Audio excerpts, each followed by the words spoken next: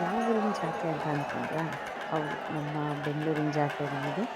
ಎಲ್ಲಿ ಏನಂತ ತಿಳ್ಕೊಳ್ಳೋಣ ಬನ್ನಿ.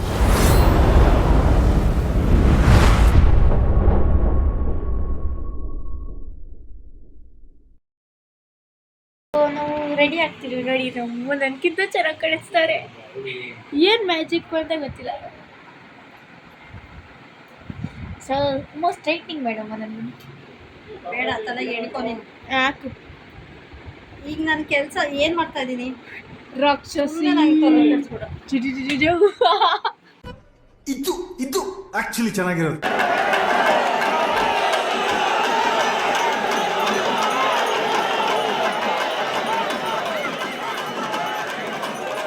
ಬಹುಶಃ ಇದು ನೋಡಿದ್ಮೇಲೆ ಗೊತ್ತಾಗಿದೆ ನಿಮಗೆ ಯಾವ ಊರಿನ ಜಾತ್ರೆ ಅಂತ ಹೇಳಿ. ಹೌದು, ನಮ್ಮ ಮಾಗಡಿ ರಸ್ತೆಯ ಹೇರೋಹಳ್ಳಿ ಊರಿನ ಹಬ್ಬ ಕೂಡ ಭಾನುವಾರ, ಸೋಮವಾರ ಹಾಗೂ ಮಂಗಳವಾರ.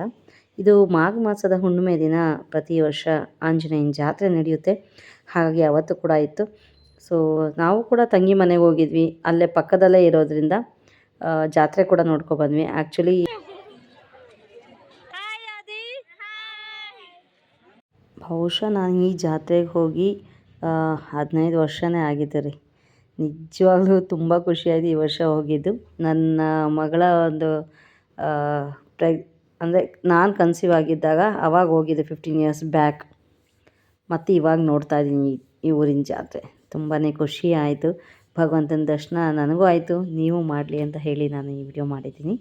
ಸೊ ಪಕ್ಕದಲ್ಲೇ ಒಂದು ಸಣ್ಣದಾಗಿ ಗೋಪುರ ಮಾಡಿ ಅಲ್ಲಿ ಒಂದು ಆಂಜನೇಯನ ಪ್ರತಿಮೆ ಇಟ್ಟಿರ್ತಾರೆ.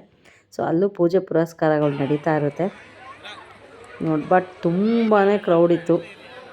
ಆ್ಯಕ್ಚುಲಿ ಮಧ್ಯಾಹ್ನ 3 ಗಂಟೆ ಕರೆಕ್ಟಾಗಿ ತೇರು ಇದಾಗಿದ್ದು.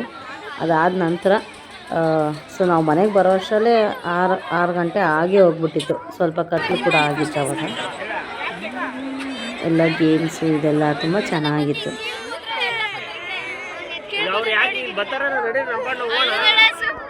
ನೀನ್ ಸವಾಸ ಮಾಡದೆ ಹೋಗಿದ್ರೆ ನನ್ನ ಮಗ ರಾಜ ರಾಜ ಇದ್ದಂಗೆ.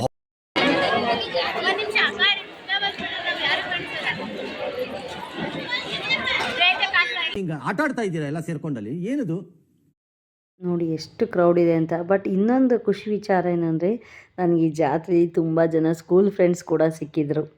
ಹಾಗಾಗಿ ತುಂಬಾ ಖುಷಿ ಆಯಿತು. ತುಂಬ ವರ್ಷನೇ ಆಗಿತ್ತು ಮೀಟ್ ಮಾಡಿ.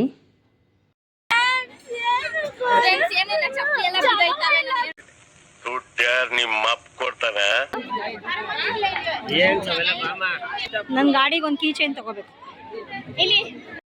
ಆ ಕ್ರೌಡಲ್ಲಿ ನನ್ನ ಫ್ರೆಂಡ್ಸ್ ಜೊತೆ ನಾನು ಫೋಟೋ ತಗೊಳ್ಳೋದೇ ಮರ್ತುಬಿಟ್ಟೆ ನಿಜವಾಗ್ಲೂ. ಆಮೇಲೆ ಎಷ್ಟು ಫೀಲ್ ಆಯಿತು ಅಂದರೆ, ಸಿಗೋದೇ ಮೀಟ್ ಮಾಡೋದೇ ತುಂಬ ಅಪರೂಪ. ಅಂಥದ್ರಲ್ಲಿ ಇಂಥ ಒಂದು ಚಾನ್ಸ್ ಸಿಕ್ಕಿದ್ದು ನಾನು ಮಿಸ್ ಮಾಡ್ಕೊಂಡಲ್ಲ ಅಂತ ತುಂಬಾ ಫೀಲ್ ಆಯ್ತು ನನಗೆ.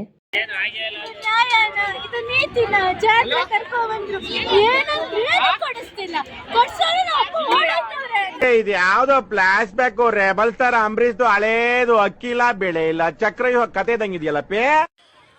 ಫೈನಲಿ ಕತ್ಲಾಗ್ತಾ ಬರ್ತಾ ಇದೆ. ಸೊ ನಾವು ಮನೆ ಕಡೆ ಹೊರಟ್ವಿ. ತಂಗಿ ಮನೆಗೆ ಹೋಗ್ಬಿಟ್ಟು ಅಲ್ಲಿಂದ ಊಟ ಮಾಡ್ಕೊಂಡು ಮನೆಗೆ ರೀಚ್ ಆಗ್ತೀವಿ ಅಷ್ಟೇ.